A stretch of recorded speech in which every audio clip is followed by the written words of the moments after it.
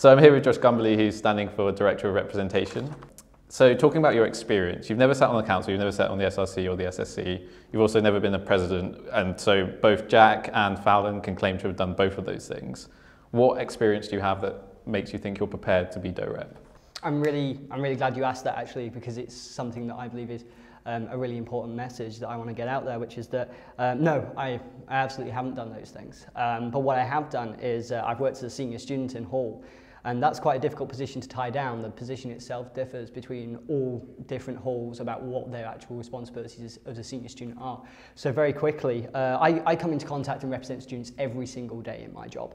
I am there at dinner, I am there during meal times, I am there just walking past people's rooms in the corridors, and I see them, I speak to them, I can give them advice. I then represent them to the RBS services that are in Hall, so the resident services managers. I also represent them to the wardenial services that are there as well. But further than that, this year I've had several meetings with the head of RBS about concerns that we have about halls and about improving the student residential experience. I'm very lucky. The warden in my hall is Lara Mishka. She's an assistant director of student services, and so informally I've come into contact with a lot of people at events that are involved in student services. I've spoken to the proctor several times at informal events about issues that I believe are a problem. I've spoken to lots of other people that are involved there as well, and I've also represented people at the Student Services Review this year as well, so I was included in that. And during the Student Services Review they were looking at different ways in which student services actually deal with the issues that they, from money issues to the residential experience to disability access and issues. So there was a lot of things that was covered in that, and I was included in that as well, which was really great. From a representational point of view, as a senior student forum, regularly attending in the union and representing my students and my residents to the Students' Association, and as a class rep as well. I'm a class rep for history, and there's a lot of representation that goes on there too. Myself and my fellow honours class rep put forward two ideas of trying to increase the study space that we had in the history department this year, and also of feedback for exams and getting that feedback emailed to people so they don't have to wait all over Christmas, all over summer before they get their feedback.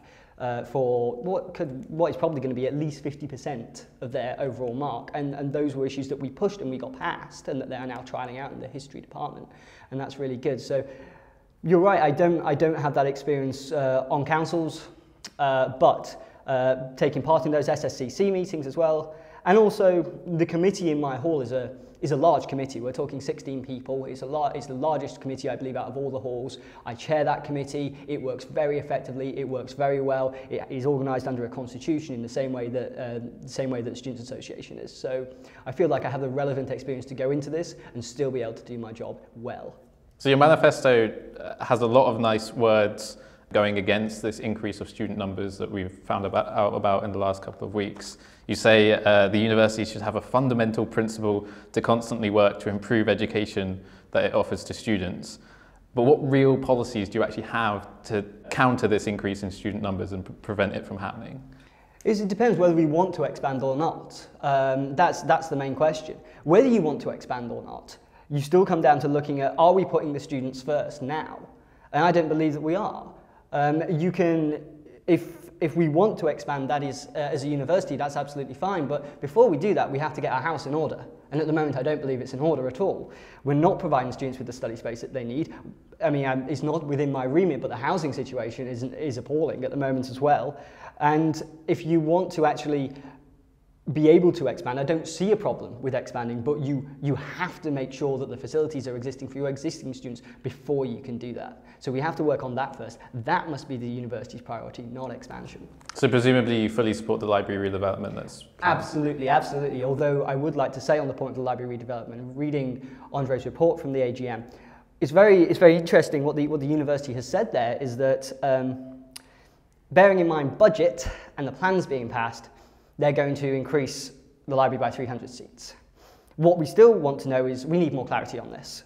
How are these 300 seats going to be implemented? Is it going to be a reorganisation of the library itself, the space we already have? Is it going to be a new space? If it's a new space, is the library operations going to be interrupted by this? Are we going to have less people being able to use the library whilst they're building a new space? And also, it is still limited. The university is still saying we're only going to do this if we think it fits into our budget, if it fits into the priorities that we have at the moment. If the universities were to reprioritise and put students first, this library would already be being built. This extension would already be being built. Student study spaces would already be the top of the agenda. So I absolutely support it. But at the end of the day, the university does need to keep books balanced. Isn't that always a playoff between the students first and also that money side of things? And there's been these £2 million worth of budget cuts to the higher education funds that come to the university. They've got to make it up somehow. They do. They absolutely do. It depends where their priorities lie, though. And if they're looking at expanding this university before they've actually set up shop there, before they actually prioritise the students that we have. I'm sorry, I'm going on about the same thing again, but it all to me comes back to this, that this is really important, that we sort out the needs of our students that we have at the moment before we look at expanding and before we spend money in other areas. It's making sure that is our number one priority, and there is money going into other areas that could be going into that. So I understand that the university, we all know the university is going to be tight on cash at the moment. So if this isn't working, and if there isn't the money to do this, we need to sit down in a forum with students, ask students what they need, and be able to come up with a different way of providing the study space. So you've already mentioned this, but exam feedback makes up a fairly large amount of your manifesto. Doesn't this already happen in schools, that you already get feedback from the exams that you take? It's all about the comprehension, how comprehensive that feedback is. I can look at my exam feedback and I can say, okay, there's maybe a paragraph there on each question. I get a page on each essay that I write for coursework. That feedback doesn't get back to you until, if it's over the summer, that doesn't get back to you until the next year. It doesn't get back to you until after Christmas, well into January. By that time, you've forgotten what you've written. It's not fresh in your mind. You don't understand perhaps why you have the mark that you do, and you don't have the answers that you want on the spot when you get your results. And getting hold of your exam script and even looking at that, the exam script doesn't really help you. It's not got any feedback on the exam script itself. It is just your answers. And you can compare the two, but the feedback that is there is minimal. And it needs to be much more comprehensive than that. And it needs to be that way because, like I say, it can be 50%, 60%. It can be a huge amount of the total grade of a student. And how can we say that we give the support to our students by offering them the feedback that they need and setting the example of the feedback that we give through continuous assessment and coursework if we don't follow up and do the same in examination feedback? There wasn't really anything on Reading Week in your manifesto. Is this because you think that it's just a dead cause? We're never going to get something like that back? It's been a troubled question for a long time, and the thing about Reading Week is we just do not have the time to be able to do this. The university says this, and it's true. It's up against the dates of A-levels in one case, and you can't move Christmas. Like that date can't, it's the 25th of December. That's it. So we have this time period. There are other ways that we can think about assessing this. We could say, okay, because semester one is shorter than semester two, we could rebalance the way that our semesters work so that semester one is worth, say, 40% of our grades, semester two is 60% of our grades. That seriously damages our international students. Anybody who's doing a semester abroad or coming in just for one semester, anybody who's with William and Mary, that seriously damages the way that their grades work. We can't just give them a 50% mark for semester one and other students 40%. That's not fair. So it's my belief that really if we want the long period over Christmas, if we want that long time off, we are not going to have a reading week. We unfortunately, because of time constraints, just cannot have our cake and eat it as much as we would like to. So unless we manage to figure out a way of restructuring the semesters so that because semester one is shorter, it doesn't actually count for as many of your marks, which has so many problems with it. Not that I would be averse to sitting down with the university and talking about plans to do that, but I feel like actually giving students an extra week somewhere just isn't possible. You have a big paragraph on mental health in your manifesto. You talk about employing this full-time professional. How are you going to pay for that? Another problem, another issue, and again, it comes down to prioritisation. If we say that our students are the most important thing that we are looking to support, if our students are our number one priority, then we would hopefully be able to find a way to employ somebody to be able to look after our students, somebody with the knowledge, somebody who's got the qualifications to say, this person is suffering. We need to help them. Have you got Yik Yak? I got Yik Yak recently, okay, and if you look at Yik Yak, I think I spent 20 minutes on it the first time I got it. It's quite addictive in some ways. But what was really actually quite heartbreaking was that within those 20 minutes, I saw 4 different posts from somebody that was talking about, I have a mental health issue. I have medication for this, I have a prescription for this.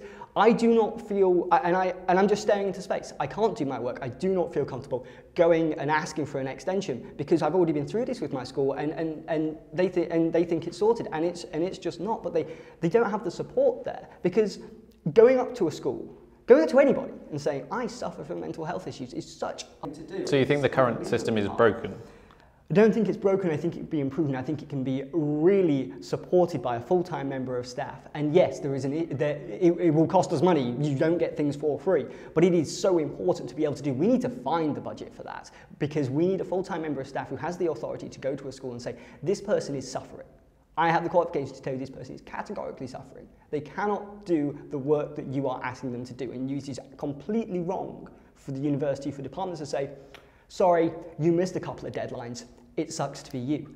We can't do that. That's absolutely unfair. If you get hit by a car on the street, heaven forbid, on the way to an exam, you're going to be able to retake that exam. That is not your fault. Why should that be any different from mental health issues? It shouldn't.